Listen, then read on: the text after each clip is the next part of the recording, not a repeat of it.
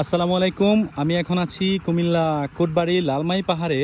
এখানে খুবই সুন্দর একটা ওয়েদার, এবং পাহাড় বললেই যে মানুষ পার্বত্য চট্টগ্রাম, বান্দরবন, খাগড়াছড়ি এগুলো বোঝায় তেমনটা মোটেও না। আমাদের কুমিল্লা কোটবাড়িতেও অসংখ্য সুন্দর পাহাড় আছে। যেমন এই পাহাড়ে দেখেন, এই যে কাঠবাগান, মানুষ কাঠবাগান করে থাকে। এটা হচ্ছে কাঠবাগান, দেখেন খুবই সুন্দর। এখানে পাশাপাশি মানুষ সিমের চাষ করে, এবং স্পেশালি আমাদের কোটবাড়িতে এই জিনিসটা বেশি চাষ করে থাকে। আপনারা সবাই দেখেন, আমি জুম করে দেখাচ্ছি। স্থানীয়রা এটাকে বলে কাঠ আলু, যেটা কেউ বলে কাসাবা আলু, কেউ কাঠ আলু, যে যে নামে চিনে। এটাই হচ্ছে সৌন্দর্য লালমাই পাহাড়ের।